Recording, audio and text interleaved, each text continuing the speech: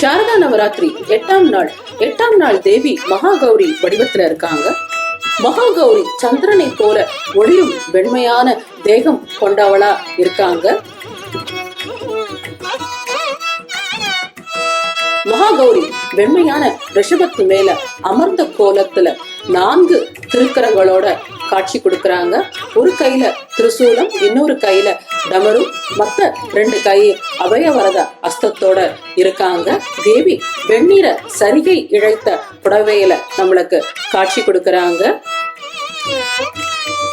இந்த தேவி அமைதிக்கும் ஞானத்துக்கும் தூய்மைக்கும் அடையாளமா இருக்காங்க.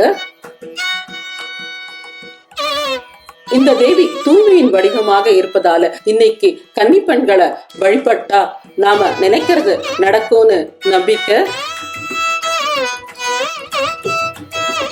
மகாகௌரிக்கு உகந்த நிறம் மயில் கழுத்து நிறம். தேவிக்கு உகந்தது தேங்காய். நைவேத்தியமா சாதத்துல மாங்காய் சாதம் சொல்லப்படுறது. இனிப்பு வகையில தேங்காய், அரிசி, வெல்லம் போட்ட பாயசம் சொல்லப்படுறது. மாலை வேளையில நைவேத்தியமா வேர்க்கடலை சுண்டலோ குணுக்கோ தேவிக்கு படைக்கலாம். தேவிக்கு உகந்த மலர் வெண்மை நிறமுடைய அடுக்கு மல்லிகை அல்லது குண்டு மல்லிகை. தேவி ராகு கிரகத்தை ஆட்சி செய்யறதா ஐதீகம். இவங்க சகசிர சக்கரால வாசம் செய்யறதா சொல்லப்படுறது. மகாகௌரிக்கு கோவில் பல இடத்துல இருந்தாலும் காசியில இருக்க மகாகௌரி ஆலயம் ரொம்பவுமே பிரசித்தி பெற்றது. இந்த தேவியோட மந்திரம் ஓம் தேவி மகாகௌரியை நமக, ஓம் தேவி மகாகௌரியை நமக. இந்த தேவிய அர்ச்சனை செய்ய வேண்டிய மந்திரம் ஸ்வேத விருஷமாரூட ஸ்வேதாம்பரதார சுச்சி மகாகௌரி சுபம் தத்யன் மகாதேவா பிரமோததா. ஸ்வேத விருஷமாரூட ஸ்வேதாம்பரதார சுச்சி மகாகௌரி சுபம் தத்யான மகாதேவா பிரமோததா. வைணவர்கள் 8ஆம் நாள விஜயலட்சுமிக்கு உரிய தினமா கொண்டாடுறாங்க. விஜயலட்சுமிய வணங்கினா நாம செய்யற எல்லா செயல்கள்லயும் வெற்றி கிடைக்கும்னு ஐதீகம். பல தடைகளை தாண்டி வெற்றி பெறுவதற்கு இந்த தேவியோட அனுகிரகம் நம்மளுக்கு தேவை.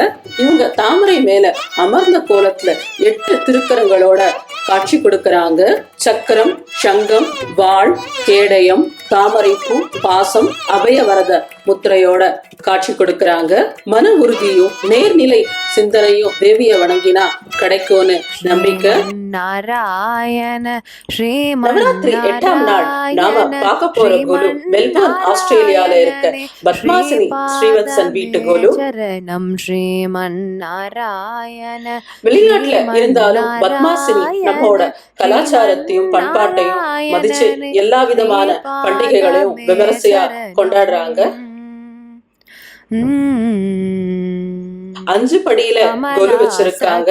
அழகா கொலுவை டெக்கரேட் பண்ணி வச்சிருக்காங்க. கொலுவோட பேக்ராப்ல இருக்க அந்த ஸ்கிரீன் பார்க்கிறதுக்கு அச்சு அசலா கோவில் மாதிரியே ஒரு ஃபீல் கொடுக்கிறது. உங்க வீட்டுல இருக்க பொம்மையில அன்னபூரணி பார்க்கவே ரொம்ப மெஜஸ்டிக்கா அழகா இருக்காங்க.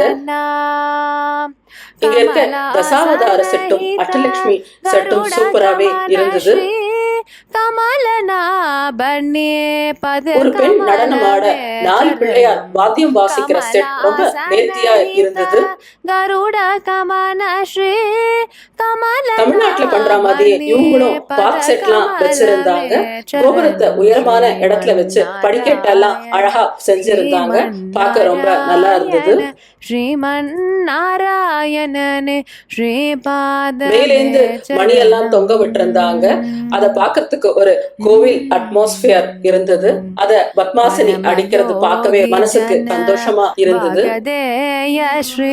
அவங்களோட ஃப்ரெண்ட்ஸ் எல்லாம் கூப்பிட்டு நவராத்திரி பூஜை செய்யறாங்க.